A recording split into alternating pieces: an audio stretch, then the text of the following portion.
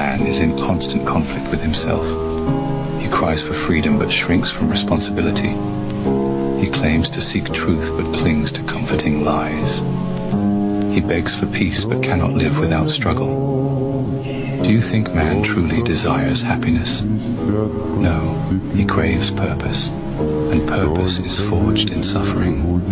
There is no greater fear than being left alone with your own thoughts. People will do anything to escape it. Drown in vice, chase fleeting pleasures, lose themselves in distractions, anything but face the darkness inside. But the abyss does not disappear. It waits. To live without hope is to be half alive. But hope is not a gift. It is something you seize in the depths of struggle. You want strength, then endure hardship. You want wisdom, then confront your own ignorance. You want freedom, then break the chains you built around yourself. Why do so many readers find Dostoevsky's novels intimidating or even off-putting? Is it the dark themes, the dense philosophy, or those endlessly tangled Russian names? Studies of reader response show that over 60% of first-time Dostoevsky readers report feeling lost in philosophical debate rather than drawn into character-driven storytelling. Consider a reader named Laura who spent weeks dissecting Raskolnikov's theories in crime and punishment, only to miss the emotional impact of his unraveling guilt. She focused so much on abstract ideas that the psychological collapse barely registered.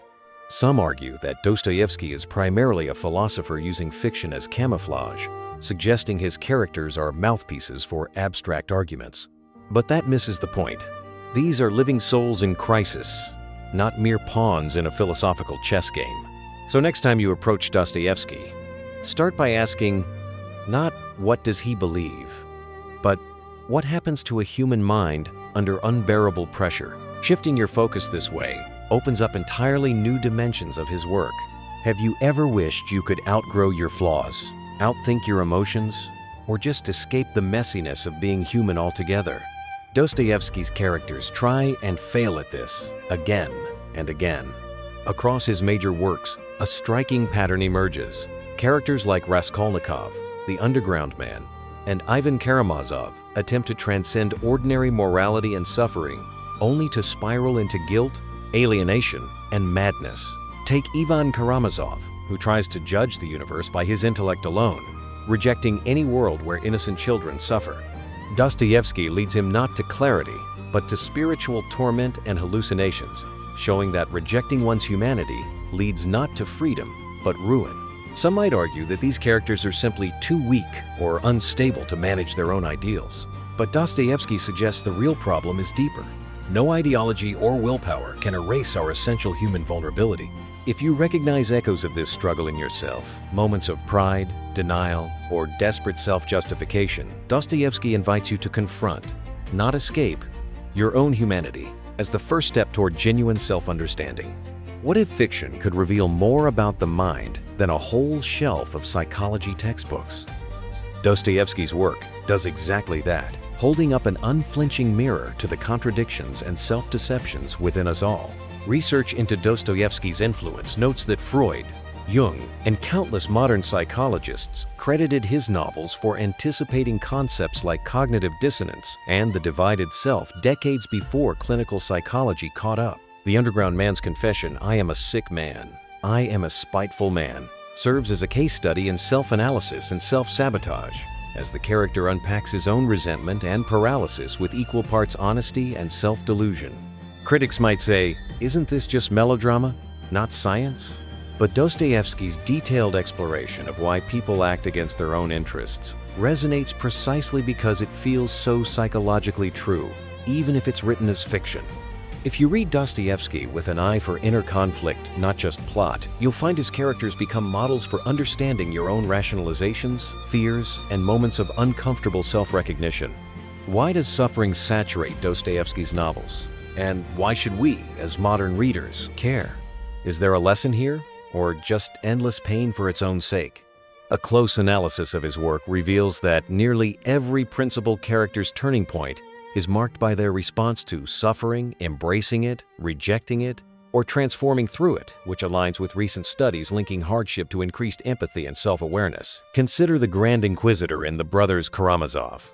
a character who, convinced that people cannot bear freedom's suffering, tries to relieve it through control. Dostoevsky dramatizes how even compassionate motives can strip away dignity and meaning. Some insist that modern life has outgrown the need for suffering or moral struggle, believing technology or better systems can eliminate it. Dostoevsky challenges this, insisting that attempts to bypass suffering threaten to erode the very things that make us human. So when you read Dostoevsky, slow down. Don't race past the difficult passages.